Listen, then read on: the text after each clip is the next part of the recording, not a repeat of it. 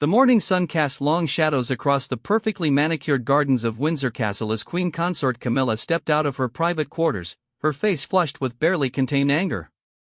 The crisp autumn air did nothing to cool her temper as she clutched a newspaper in her trembling hands, the headlines screaming accusations about her charity work that made her blood boil. For weeks, the British press had been relentless in their criticism of her latest philanthropic endeavor.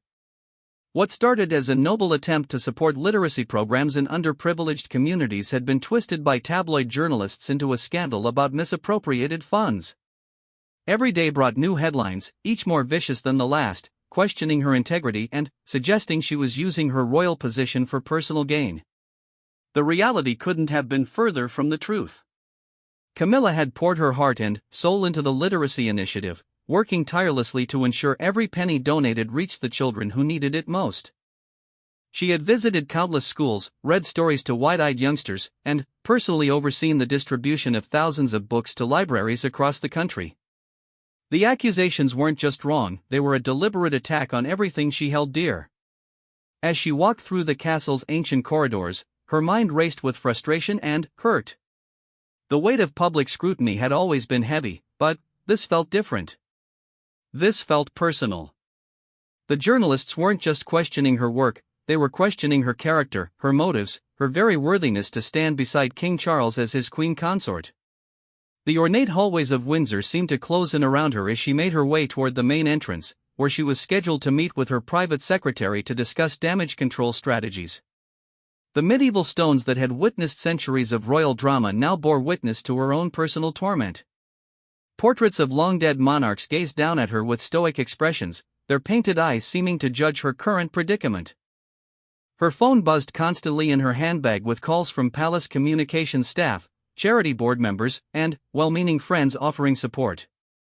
But Camilla couldn't bear to answer any of them. She felt overwhelmed by the need to defend herself while maintaining the dignified silence expected of a royal family member. The contradiction was tearing her apart from the inside. The magnificent entrance hall of Windsor Castle stretched before her, its vaulted ceilings echoing with the soft sounds of her footsteps on the polished marble floor. Morning light streamed through the tall windows, illuminating the dust motes that danced in the air like tiny witnesses to the drama unfolding. The familiar grandeur of her surroundings, which usually brought her comfort, now felt oppressive and suffocating. Standing at attention near the main doors was Sergeant James Morrison, a seasoned royal guard whose dedication to duty was legendary among the palace staff. At 52 years old, Morrison had served the royal family for over 2 decades, witnessing the marriages, divorces, scandals, and triumphs that had shaped the modern monarchy. His weathered face bore the marks of a man who had seen everything and remained unshakably loyal to the crown. Morrison had been on duty during some of the most challenging periods in recent royal history. He had stood guard during the difficult years following Princess Diana's death, maintained his post during the various scandals that had rocked the family, and had been present for the joyous occasions as well. His reputation for discretion was matched only by his unwavering professionalism. In all his years of service, he had never once compromised his position or shown anything but complete respect for every member of the royal family. On this particular morning, Morrison had noticed the unusual tension in the castle's atmosphere. The staff moved with hurried efficiency, speaking in hushed tones about the latest media storm surrounding the queen consort. He had seen the newspapers himself and, like many of the loyal palace employees, felt a surge of protective anger towards someone he had come to respect deeply over the years. As Camilla approached the entrance, her emotional state reached a breaking point.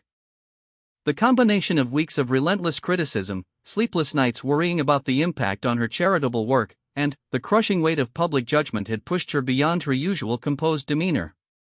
Her hands shook as she tried to maintain the royal bearing that had been drilled into her through years of training and experience. The sound of her heels clicking against the marble floor echoed through the vast space as she drew closer to where Morrison stood. His presence, usually a source of comfort and security, now seemed to represent everything that was wrong with her situation. Here was a man who had served the family faithfully for decades, and now he had to watch as his queen consort was dragged through the mud by a media machine that cared more about selling papers than reporting the truth. In her overwhelmed state, Camilla's perception became distorted by emotion. Every glance from staff members felt like judgment. Every whispered conversation seemed to be about her failures. The weight of wearing the crown, even as a consort, had never felt heavier than it did in that moment. The expectations, the scrutiny, the constant need to be perfect in the public eye, it all came crashing down on her at once. As she passed Morrison, something inside her snapped. Perhaps it was the way the morning light caught his uniform, reminding her of all the official events where she had to smile and pretend everything was fine while the press tore her apart. Perhaps it was simply the final straw in a series of unbearable pressures that had been building for weeks. Whatever the trigger, Camilla's carefully maintained composure finally shattered. Without warning or conscious thought, her hand moved almost independently of her rational mind. The slap that followed wasn't premeditated or calculated, it was the desperate reaction of a woman pushed beyond her emotional limits. The sound echoed through the entrance hall like a gunshot, sharp and shocking in the morning stillness. Morrison's head snapped to the side from the force of the blow, his military bearing faltering for the first time in decades of service. The red mark that bloomed across his cheek was nothing compared to the shock that registered in his eyes. In all his years of protecting the royal family, through every crisis and celebration, nothing had prepared him for this moment. The silence that followed was deafening. For several heartbeats, neither of them moved. Camilla stared at her own hand as if it belonged to someone else, horror beginning to replace the rage that had consumed her moments before. The reality of what she had done crashed over her like a cold wave, washing away the anger and leaving only devastating clarity in its wake. Morrison remained perfectly still, his training warring with his human emotions. The sting on his cheek was minor compared to the confusion and hurt that churned in his chest. This was the woman he had sworn to protect, whose dignity and safety were his responsibility. The contradiction between his duty and the reality of the situation created a moment of unprecedented uncertainty in his otherwise ordered world. The ancient walls of Windsor Castle had witnessed many dramatic moments throughout their long history, but few as shocking as this breach of protocol and human decency. The morning sunlight continued to stream through the windows, indifferent to the crisis unfolding below, while the dust motes continued their eternal dance in the golden beams. Other staff members began to notice the unusual stillness near the main entrance. The normal bustle of castle life seemed to pause as an unspoken sense that something significant had occurred rippled through the building. The very air seemed to hold its breath, waiting for what would happen next in this unprecedented situation that would soon reach the ears of the king himself. King Charles III sat in his private study at Windsor Castle, surrounded by the familiar comfort of his leather-bound books and personal mementos that had traveled with him through decades of royal duty. The morning light filtered through the tall windows, casting a warm glow across his desk where several official documents awaited his signature. At 74 years old, he had finally achieved his lifelong destiny of wearing the crown, but the weight of kingship had proven even heavier than he had anticipated during his long years as heir apparent. The transition from Prince of Wales to King had been seamless in terms of ceremony and protocol, but the emotional and psychological adjustment continued to challenge him daily. Every decision now carried the full weight of the monarchy, every public appearance was scrutinized for signs of his reign's direction, and every family matter had the potential to become a constitutional crisis. The responsibility was immense, and Charles felt it acutely in every fiber of his being. His morning routine had been disrupted by reports from his private secretary about the ongoing media campaign against Camilla. The king's jaw tightened as he reviewed the latest batch of newspaper clippings, each headline more sensational and unfair than the last. He knew his wife's dedication to charitable causes was genuine and pure, having witnessed firsthand her countless hours of preparation, her emotional investment in every project, and her genuine care for the people she sought to help. The literacy program that was now under attack had been particularly close to Camilla's heart. Charles remembered the excitement in her voice when she had first proposed the initiative, her eyes lighting up as she described visiting schools and seeing children discover the joy of reading for the first time. He had watched her work late into the night, carefully reviewing budgets and visiting schedules, ensuring every detail was perfect because she knew the public eye would be upon her every move. As he sat contemplating how best to support his wife through this crisis, a soft knock interrupted his thoughts. His private secretary, Sir Edward Fielding, entered with an unusually grave expression that immediately put the king on alert. Sir Edward had served the royal family for over 15 years and had mastered the art of maintaining composure even during the most challenging situations. The concern etched across his features was therefore particularly alarming. "Your Majesty," Sir Edward began, his voice carefully modulated but unable to completely hide his unease. "I'm afraid there's been an incident involving Her Majesty the Queen Consort that requires your immediate attention." Charles set down his pen and leaned back in his chair, preparing himself for whatever crisis management would be required.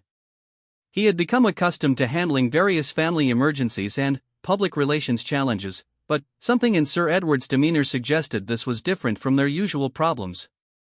"What kind of incident?" Charles asked, his voice betraying none of the concern that was already building in his chest. Years of royal training had taught him to maintain calm in the face of any news, regardless of how shocking or personally painful it might be. Sir Edward cleared his throat delicately before continuing. "It appears that approximately 20 minutes ago, Her Majesty struck Sergeant Morrison, one of our most senior royal guards, during an encounter in the main entrance hall. The incident was witnessed by several staff members, and I'm afraid word is already beginning to spread throughout the castle." The words hit Charles like a physical blow. For a moment, he couldn't process what he had just heard. Camilla, his beloved wife who had stood by him through decades of public scrutiny and personal challenges, had struck a member of their security detail? The woman who had always conducted herself with such grace under pressure, who had won over even her harshest critics through her dedication and kindness, had committed an act that could potentially destroy everything they had worked so hard to build? "Are you certain of these facts?" Charles asked, his voice barely above a whisper as the implications began to sink in. His mind immediately began calculating the potential damage not just to Camilla's reputation, which was already under siege, but to the monarchy itself. The press, already circling like vultures over the charity scandal, would feast on this new development with unprecedented viciousness. "I'm afraid so, Your Majesty," Sir Edward confirmed with evident reluctance. Sergeant Morrison himself reported the incident to his commanding officer, who immediately brought it to my attention. The sergeant is a man of unquestionable integrity who has served the family faithfully for over 20 years. There is no reason to doubt his account. Charles stood slowly from his desk, his mind racing through possible explanations and solutions. He knew Camilla better than anyone, and physical violence was completely contrary to her character. The stress of the recent media attacks must have pushed her beyond her breaking point, but understanding the cause didn't diminish the severity of the situation they now faced. The silence in the study stretched as both men contemplated the magnitude of the crisis. Charles walked to the window, gazing out at the castle grounds where his wife had been subjected to such relentless scrutiny. The irony wasn't lost on him that their home, which should have been a sanctuary from the outside world's pressures, had become the scene of this devastating incident. "Has word of this reached the press yet?" Charles asked, though he already suspected he knew the answer. In the modern age of social media and instant communication, secrets within the royal household had a way of reaching the public with alarming speed. "Not yet, Your Majesty, but we must assume it's only a matter of time," Sir Edward replied grimly. "We have perhaps a few hours before someone decides to leak this information, either for money or simply for the attention it would bring." Charles closed his eyes briefly, imagining the headlines that would follow. The same press that had been attacking Camilla's charitable work would now have a genuine scandal to sink their teeth into. The story would dominate news cycles for weeks, potentially overshadowing any positive work the royal family attempted to accomplish and further damaging the monarchy's reputation in an era when public support could no longer be taken for granted. "Where is Her Majesty now?" Charles asked, turning back to face his secretary. Despite his shock and concern about the political implications, his primary worry was for Camilla's well-being. He knew she must be devastated by her own actions, perhaps even more so than anyone else involved. "I believe she has returned to her private quarters, Your Majesty. According to the reports I've received, she appeared quite distressed following the incident and fled the scene immediately afterward." Charles nodded, his decision already forming in his mind. Whatever damage control would be necessary, whatever difficult conversations lay ahead, his first priority had to be reaching his wife and understanding exactly what had driven her to such an unprecedented action. The political ramifications, while severe, would have to wait. "Send word that I wish to speak with Sergeant Morrison immediately," Charles instructed, his voice taking on the authoritative tone that commanded instant obedience. I want to hear his account personally before we proceed with any other actions." As Sir Edward departed to carry out his instructions, Charles remained at the window, his reflection ghost-like in the glass as he contemplated the storm that was about to break over his family. He thought about the long journey that had brought him and Camilla to this point, from their controversial early relationship through decades of public scrutiny, their eventual marriage, and her gradual acceptance by the British people. All of that progress now hung in the balance because of a single moment of weakness. Charles understood the pressures that had been building on his wife, had seen the toll that the recent media attacks had taken on her spirit. But understanding didn't change the reality that she had crossed a line that could have devastating consequences for them all. The weight of kingship had never felt heavier than it did in that moment, as Charles prepared to handle a crisis that would test not only his political acumen but his skills as a husband trying to protect the woman he loved while upholding the integrity of the institution he now led. Sergeant James Morrison stood at attention in the king's private study, his military bearing impeccable despite the visible red mark that still adorned his left cheek. The veteran guard's hands remained steady at his sides, but his eyes betrayed the emotional turmoil churning beneath his professional exterior. In all his years of service, he had never imagined finding himself in this position, having to report an assault by the very person he had sworn to protect. King Charles studied the man before him with a mixture of admiration and deep concern. Morrison's loyalty had been unwavering through decades of service, and his discretion was legendary among palace staff. The fact that he had reported this incident, despite the obvious personal and professional complications it would create, spoke to his uncompromising integrity and sense of duty. "Sergeant Morrison," Charles began, his voice gentle but authoritative, "I need you to tell me exactly what happened this morning. Please speak freely and, honestly, you have my word that you will face no consequences for your truthfulness." Morrison's throat worked as he swallowed hard before beginning his account.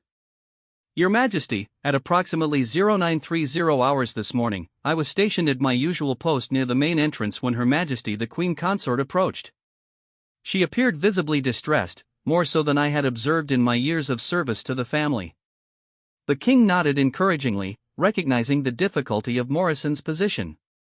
The guard was essentially being asked to testify against his own queen, a situation that violated every instinct of loyalty that had been drilled into him throughout his military and royal service career.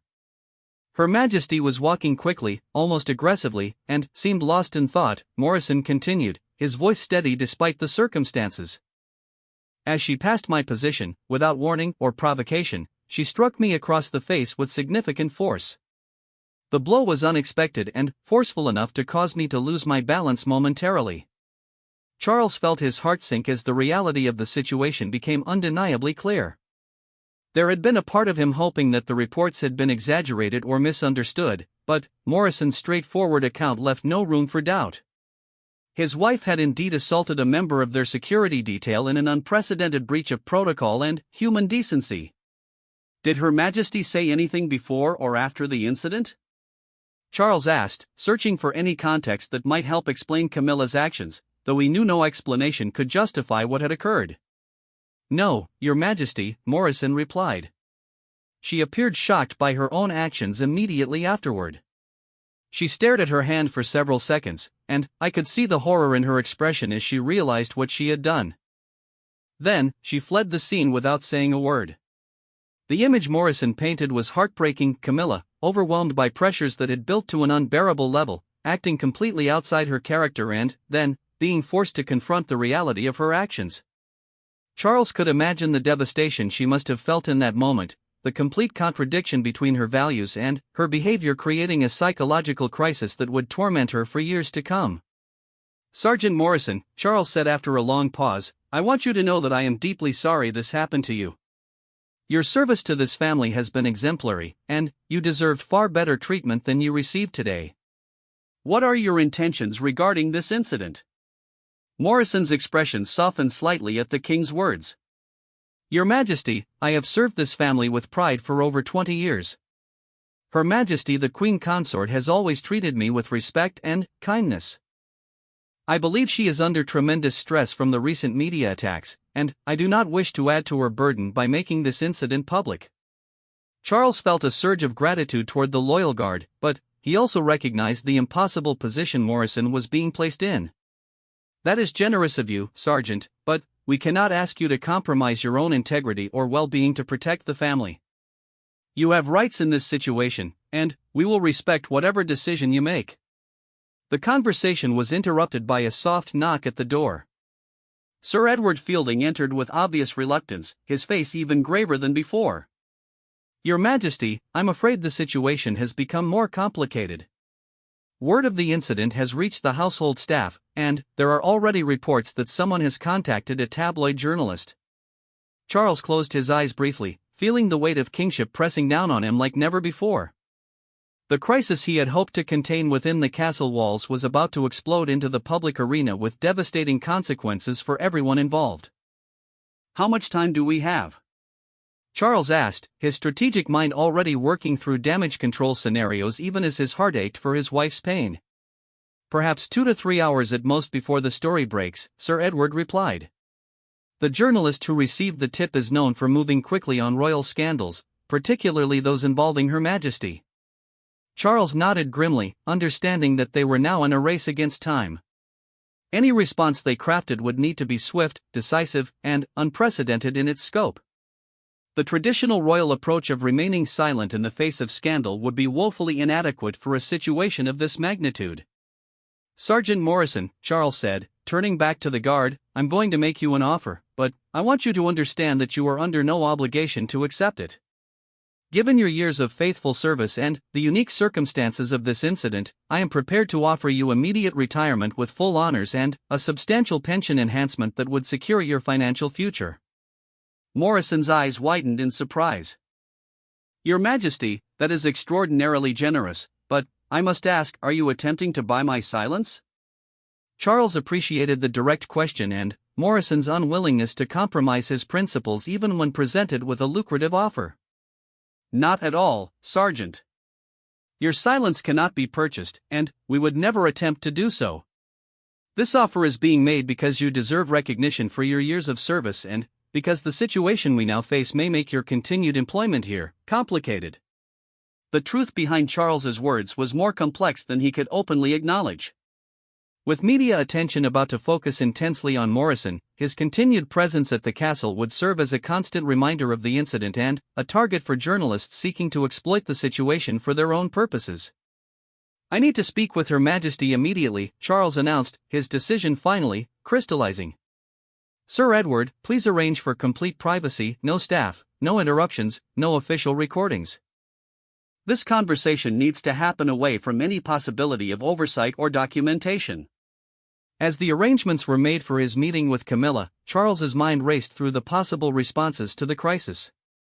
The traditional royal playbook offered no guidance for this situation. Previous scandals had involved affairs, divorces, and financial irregularities, all serious matters, but nothing that directly involved physical violence against palace staff. The king understood that whatever decision he made in the next few hours would define not only how this crisis was resolved, but how his reign would be remembered. The monarchy's survival in the modern era depended on maintaining public trust and respect, both of which were now hanging in the balance. His thoughts turned to his mother, Queen Elizabeth II, and how she might have handled such an unprecedented situation. Her approach had always been one of dignified silence and letting storms pass, but this crisis seemed too explosive to weather through traditional means. The weight of protecting both his wife and the institution of the monarchy created an almost impossible balancing act. Charles realized that the decision he was about to make would either save his family from complete destruction or signal the beginning of the end for their role in British society.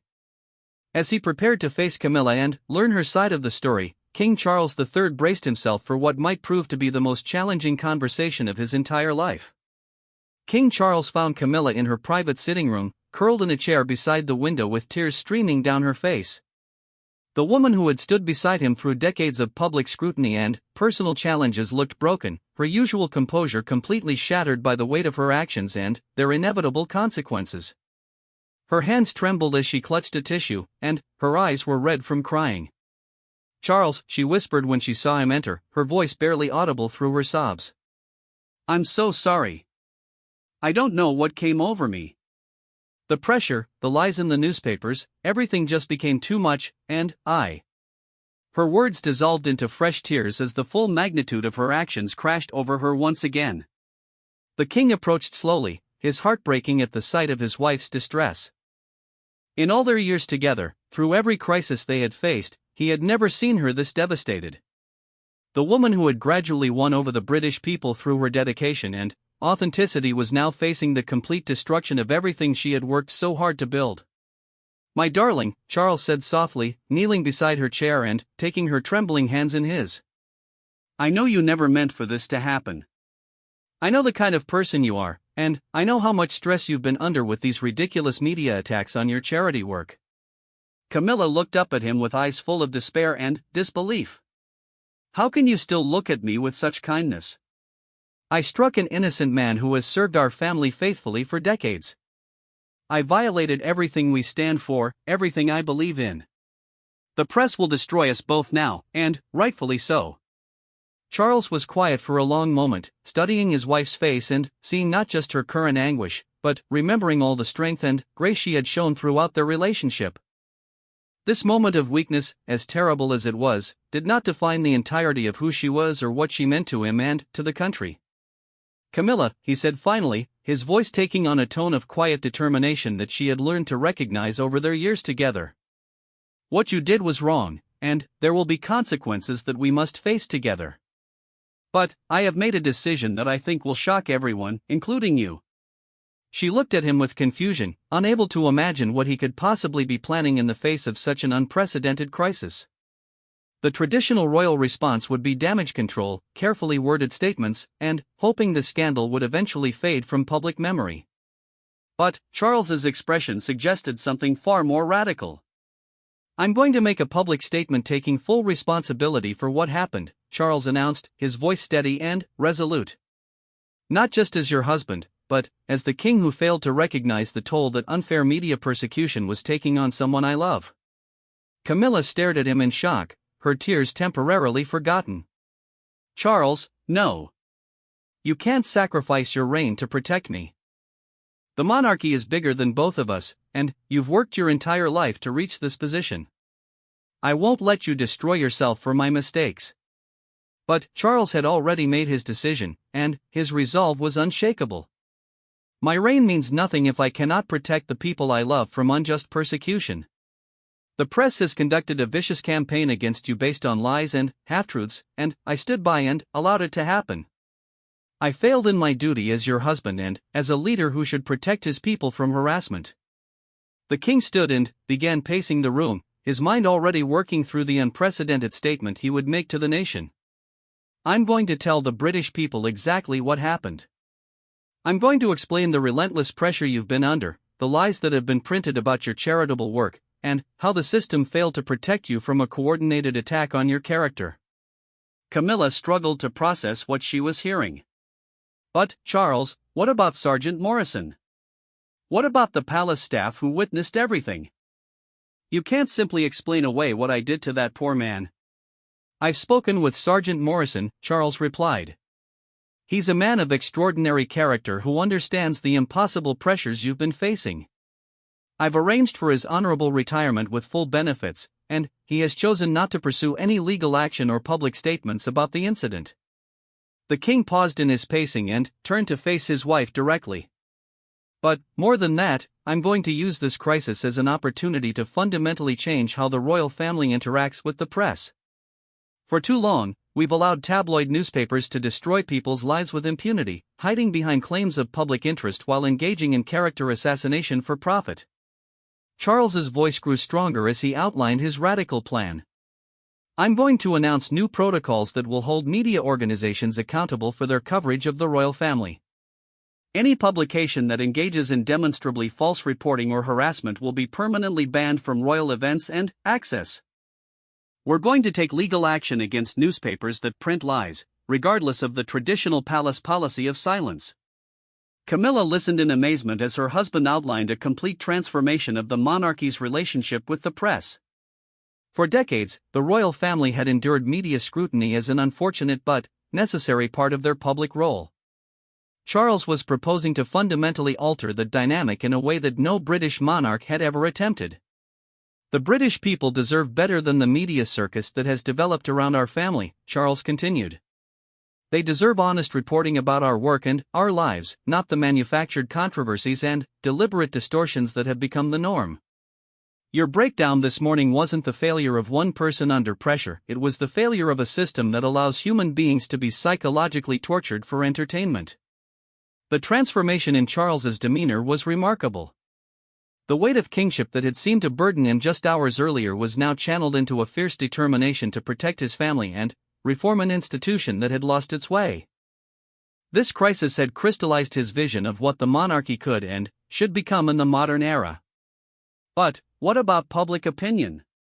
Camilla asked, still struggling to believe that such a bold approach could succeed.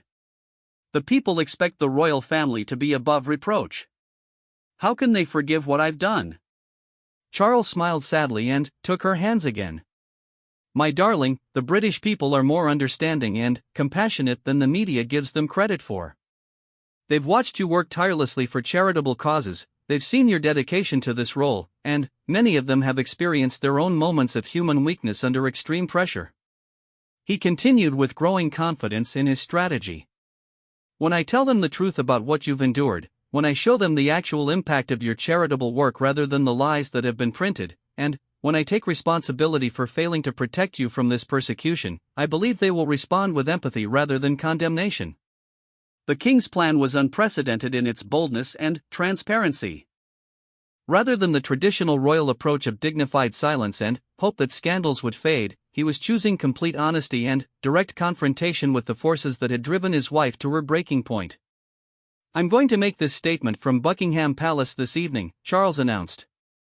The entire nation will hear directly from their king about what happens when we allow powerful institutions to systematically destroy good people for profit. This crisis will become the catalyst for the most significant reform of the monarchy's relationship with the press in our history. As the afternoon sun streamed through the windows of Windsor Castle, King Charles III prepared to make a decision that would either save or doom his reign. His shocking response to his wife's moment of weakness would transform not just their personal crisis, but the very nature of what it meant to be royal in the 21st century.